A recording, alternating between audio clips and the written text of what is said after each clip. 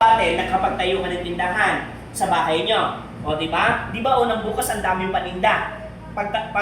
Bago mo makita yung customer, 3 hawi para makita mo. Paglipas ng 1 buwan, 3 buwan, wala ka nang mahawi, clear ng lahat. No? Kasi naubos sa utang. Di ba? Yun ang problema. Ang malipit niyan, ilan kayo sa bahay nyo? 5. Kaya hindi rin umasyeso kasi 5 kayong mangungupi. Di ba totoo? Kasi bakit kuha ka doon sardinas, babayaran mo pa ba? Yung pamasahe, kukuhanin mo pa ba? Eh, halimbawa, dumating pa yun si Marvin. O, boyfriend mo, painumin mo ng soft drinks. O, tapos bibigyan mo ng tinapay, pababayarin mo pa ba? Hindi na! Hindi na! Ibig sabihin, yun yung realidad. Pero, yayaman ka kung ganito sistema. 10 ang tindahan mo. Magsarado man ng 3, may 7 ka pang bubuksan ng tindahan mo. Yayaman ka! Nagagamit mo na yung law of leverage! Yung batas ng pagpaparami. Ngayon, Ate Imelda! Sabi ni Ate Imelda, ako na naman. Ilan ang may cellphone ka? May cellphone po kayo? O ilan po ang nakapunbok sa cellphone mo? May 40 ba yan? May 50 ba yan? O, kung lahat yan ay mapapamember mo sa DXN kahit 10 yan, kung saan napupunta yan, lahat yan ay naliligo, nagtututbrush, shampoo, nagbabaytamis, nagkakape. O di may asset ka na. Ang mahirap kasi nagdi-DXN ka, ayaw mong magkwento, ayaw mong mag-invite. Sabi ni Ate Milda, nagagalit na yata ako. Di ba? Umpisa pa lang to. Kaya realidad ng buhay, kung gusto mo talagang guminhawa, gawin mo yan. O, nakakita ba kayo na nagtitinda atin ng lugaw? Sabi nga nila, tubong lugaw. Tama yun. Halimbawa, si Ate Ludi nagtinda ng lugaw, 5 piso. O, pumipila. Ay kapitbahay niya si Ate Imelda. Si Ate Imelda, bukas din ng lugawan, 10 piso, libre 1 itlog. Eh talo ka na, may itlog na sa kanya. Di ba? Si Marvin naman, nagbukas din, 3 kanto. Sa kanya 10 piso rin, libre 2 itlog. Di ba? Ikaw Ate Imelda, kung pakakainin kita, 1 itlog, 2 itlog. 2. 2 itlog. Di ba? 2 itlog, di ba ate? Kasi mas masarap kung 2 itlog, di ba ate? Oo, mas masarap kung 2 itlog, di ba? Ano ba itlog iniisip mo? Itlog ng pugo. Realidad ng buhay. Yun yung discrimination, yung sistema. Kaya sa DXN, madali po tayong kumita. Kung ang product ng sasalihan mo, ang product po natin, silya, ilaw, electric pan, plancha, kawali, huwag ka na sumali. Kailan ka pa bibili niyan? Di ba? Eh, ang product natin consumable. Alam mo ba kahit nga ang product natin toothpaste lang? Sino may toothpaste dito? Toothpaste. Pwedeng mahiram? Yan. Kagaya nitong toothpaste na to. Alam niyo ba kung gaano kaganda yung toothpaste namin? No? Ayan, yan. Ito yung toothpaste namin. Itong toothpaste namin kulay brown kasi may lahok siyang mushroom.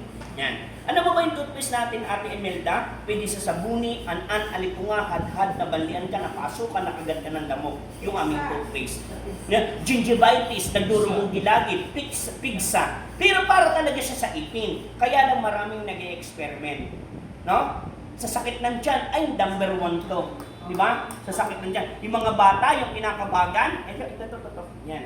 Yan. Ang maganda nito, pwede mo pa siyang ilagay pag ikay nahihilo, kulay brown po siya. Yan, kulay brown. Pag nahihilo ka, pwede mong ilagay dito, no? Tapos pag ikay may sipon, pwede mong ilagay dito. Pag kayo po halimbawa, medyo masama ang pakiramdam, kuha ka lang ng ganito kaliit, tapos lagay mo doon sa ilalim ng dila mo. Tapos laruin mo, lulukin mo, mamaya po yung iyong kabag ng tiyan wala na. Galing ng toothpaste. Pero pinapangunahan ko na sa kayo, ito po ay para talaga sa ipin. Kaya lang marami nag-experiment. Sa mga kababaihan po, ay grabe ho, napakagandang feminine wash. Gamitin nyo kasi hindi ko pa ho nagamit to. Pero maganda hong feminine wash. Alam mo Ate Imelda, may downline ako sa Bicol, may anak na 2. Ginamit niya itong feminine wash. Tuwan-tuwa sa akin. Sabi niya, alam mo, apply dito, ang galing ng toothpaste. Ginamit ko siyang feminine wash. Grabe.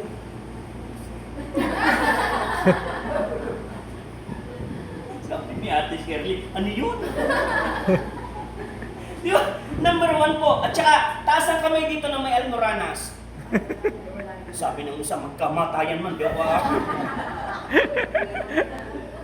Kung may almoranas ka, pwede mo siyang i-direct. Totoo yun. Marami nang patunayan po itong toothpaste. Pwede mo siyang i-direct. At saka, marami na hong nakatulong tong aming toothpaste ng DXN. At saka, halimbawa, at ikaw, nakalimot ka, hindi ka nakapaglagay ng deodorant, no? O kaya ng tawas. Nakaligo ka. Ang gawin mo, kuhanin mo lang, tapos ilagay mo doon sa kilikili mo, no? Walang amoy ang kilikili mo. Yes, maghapon. sa ganda po. Burobin po talaga siya, no? Pwede po sa mga sakit ng ulo, lagnat, pag himbalang medyo dito, no? Tapos, yan, the best po. Ito, yung aming pero para talaga sa ipin. Overo mo yan, no? Sa mataas ang BP. Kasi ito nagbibigay ng lamig talaga. Pero lagi mong tandaan, ito ay toothpaste para po talaga sa ipin. Kaya lang, marami tayong distributor na nag-experiment. Ako, ang sa akin number 1 to, sa sakit ng tiyan talaga. Yung pagkikinakabagan, yung talagang halos nalamigan yung tiyan mo, kuha ka lang ng ganito kahaba, tapos ilagay mo siya lang bila mo, sundan mo ng tubig na maligamgam, wala, tanggal lahat. No? Pero sa ipin lang to ha, hindi ho ito kinakain. Ha? Kaya pinapaliwanag ko lang sa inyo. Ngayon, paano ka kikita? Ate, ganito lang po yung Marvin. Ang gagawin mo lang mag-use ng product. Ikaw yung unang gagamit. Tapos i-share mo lang ang naging karanasan mo, i-encourage mo sila para gamitin yung product. Tapos mag-imbita ka na ng tao. Ito na yung sistema. Yan. Ito yung logo namin ng DXN. Kita mo Marvin, kaya binati ka ni Kuya ng good morning. Laging panibagong pag-asa. Kasi yung logo namin may kahulugan. Kagaya po niyan. Logo pala, katalo na. Kita mo yung red na yan ate. Yan ay pula. Diba? Kaya, ang tawag dyan, integrity, trustworthy, cheerfulness. Mapagkakatiwalaan, walang demanda, walang utang yung company. Tapos, ang pinakamaganda niyan, red is rising sun. No? Panibagong pag-asa. Green, vitality and growth. Isang halaman na lumalago. Tapos, yung blue, what of the company as a basic of growth. Halimbawa ate, may ipamamana ako sa'yo. Bongga ng bahay, napakaganda. Pero, yung bahay na yun, walang kuryente, walang tubig. Titira ka? Hindi, di ba? Kasi mahalaga yun eh. Kaya ang isang lugar na may tubig, ibig sabihin, may posibilidad na pwede kang pumaseso. Di ba, walang kuryente, huwag lang mawala yung tubig. Di ba? Tapos, yan. No? Simula cultivation, manufacturing, distributor, tayo pong gumagawa. Hindi po tayo nakikiangkat sa iba't ibang company. Alam niyo pa ho, maibalita ko po sa inyo, ang DXN po ay bumibenta po ng 1 bilyon sa loob lang po ng 1 taon. Ibig sabihin, Pilipinas, tayo po sa isang buwan, nagwa 100 million ang benta po natin. Ganun po katatag ang DXN.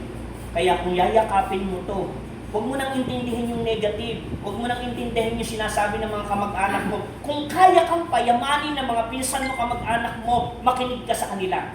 Pero kung lagi ka na lang nilang mamanduhan, nasasabi nila, hindi ka aaseso dyan. Dapat doon ka lalo maging matapang. Doon ka lalo kang maging maayos ang pag-DXN mo. Hindi. Minsan kasi, ang nangyayari, natatalo ka ng emosyon eh. Natatalo ka ng mga sinasabi nila.